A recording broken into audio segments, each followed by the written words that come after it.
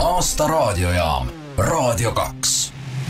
Raadio 2 on bändisärgi suvi, mis päädib 26. augustil bändisärgi päevaga. Esmakordselt Eestis siis selline päev, kus inimesed on üles kutsutud kandma oma lemmikute särke. Täna räägime Mopiga.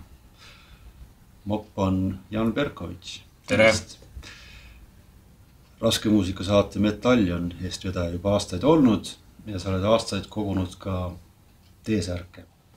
Ma ei ole kunagi ennast nagu T-särgi kollektsionääriks pidanud või bändisärgi kollektsionääriks, aga kuidagi on nii tekkinud jah, et koju on tekkinud mingi 100+ särgiline kollektsioon, et abikaasa just liiga õnnelik selle üle ei ole, et tal ei ole oma riided kuskile panna. Aga sa kollektsioneerid Metallikat, eks ju, metoodiliselt, ilma Jah, ütleme siis nii-öelda plaadi kollektsionäärina küll, jah. Et särgi kollektsionäärina võib-olla mitte, aga neid Metallica särke on ka kogunenud ikkagi juba mingi 15 tükki või? 15 ei olegi nii palju, ma mõtlesin, et sul on neid rohkem. Neid on ära kulunud ja neid on osa on... sa pead silmas, et sul hetkel on kapis 15 tükki. Midagi sellist, jah. Mäletad sa üldse oma esimest bändisärki? Jah, see on mul kaasas täna. Mis see on? Metallica. Selge see. Kus sa said seda? Tädi tõi Saksamaalt. Ma hakkasin mõtlema, see võis olla äkki 89. See on esimene selline originaali lähedane särk. Esimene särk oli mul ikkagi enda tehtud või ütleme, et tollal müüdi mingisuguseid 80. lõpus mingisugused vesipildilaadseid asju, Triik Rauaga sai särgi peale lasta. See oli ka Metallica särk obviously. Kui sa ostad endale bändisärgi, mis on need kriteeriumid? Kas sul on niimoodi näiteks, et sa näed, et on Metallica särk müügil või mõne muu bändi, mis sulle väga meeldib, vaatad särk iseenesest ei olegi nii ja ostad sa selle ikkagi ära või sa vaatad ikka ka selle järgi, mis seal peal on? Ütleme, et ma ostan väga palju särki kontserditelt, et kuna ma tean tänaste bändide sellist nagu sissetuleku ütleme siis sellist skemaatikat, et merchandise müük on väga oluline, siis ma...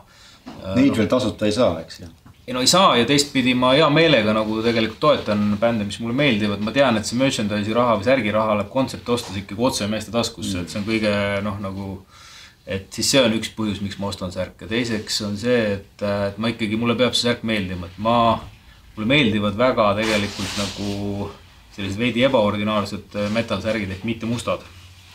Põhiliselt ostan mitte musti särke, välja arvatud, ütleme teatud stiililised särgid, ütleme siin black metal ja death metal bändide särke, mitte musti liiga palju ei ole.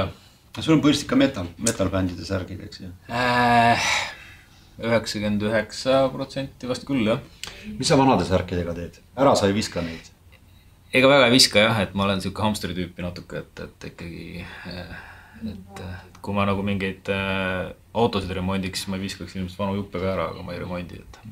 On mõni bänd, kelle särki sa väga tahad, aga sul ei ole?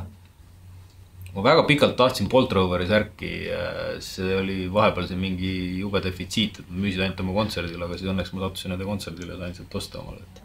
Täna, jah, ma tahan tegelikult ühte väga spetsiifilist Metallica särki originaalis, aga ma ei tea, kas ma ratsin teda osta. 88. aasta Justice for All'i särki valget neonrohelise logoga. Et seda täna originaalis Metallica ei müü seda selle disaini särki. Et seda ma tahaks küll. Seda on hädasti vaja, Loomulikult, ma saan täiesti arvestada. Lõpuks äärmiselt oluline küsimus bändisärkide puhul. Kuidas neid pesta? Kindlasti pilt sisse poole õrna pesuga. Õrnpesu on siis 30 kraadi?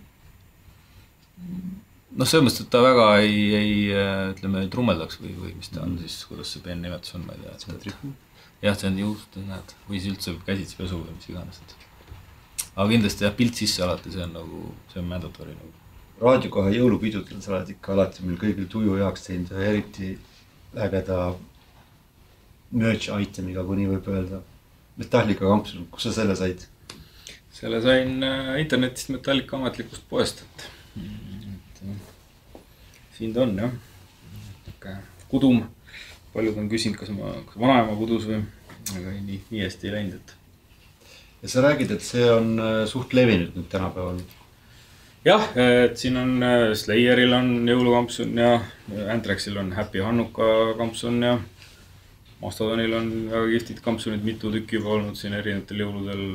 Siin ma mäletaks Dark Runil või Gorgorotil olid sellised põleva kirikuga jõulukampsun ja noh, sellest nagu